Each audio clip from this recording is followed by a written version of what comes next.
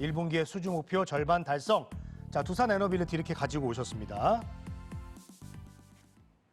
네, 투데이 관심주 화면으로 보셨습니다. 자, 먼저 이화진 관장님 한번 얘기를 좀 해볼까요?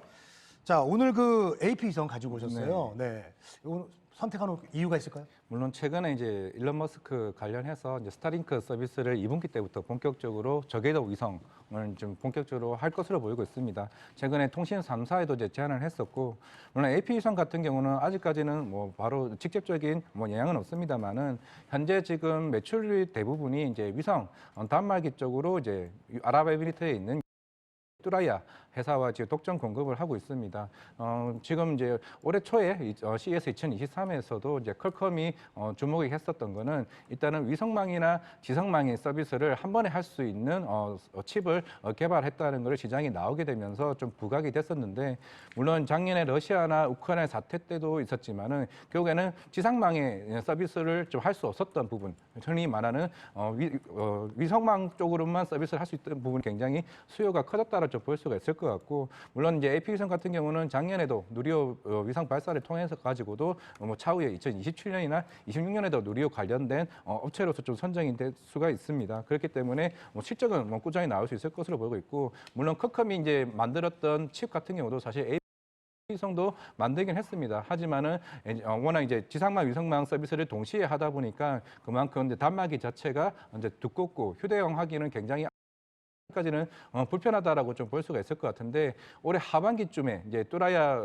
사와 같이 어느 정도 긴밀한 협의를 협력을 통해 가지고 하반기나 내년 상반기쯤에는 좀 선보이지 않을까라고 생각을 하고 있습니다. 물론 아직까지는 B2C 사업으로서는 이제 이런 서비스를 하기에는 워낙 이제 고가이다 보니까 이제 B2B 업체 이제 기관들과 본격적으로 서비스를 좀 하지 않을까 생각을 하고 있기 때문에, 결국에는 지금 당장에 이제 매출도 중요하지만은 지금 향후에 오히려 우주 산업 관련해서는 이와 같은 모멘텀이 굉장히 많은 업체라고 좀 말씀을 드리겠습니다. 네.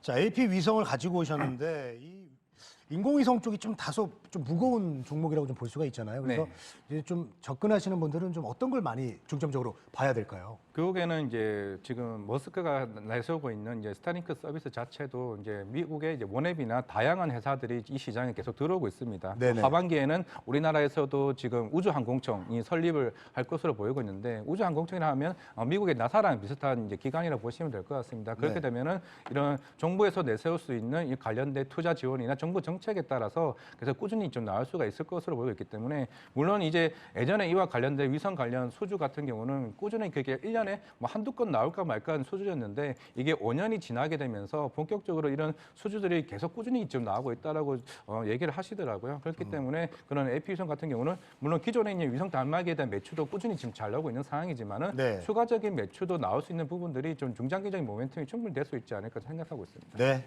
추가적인 매출 기대 그리고 중장기 관점에서 좀 지켜보면 좋다. AP위성을 오늘 소개를 좀 해주셨습니다.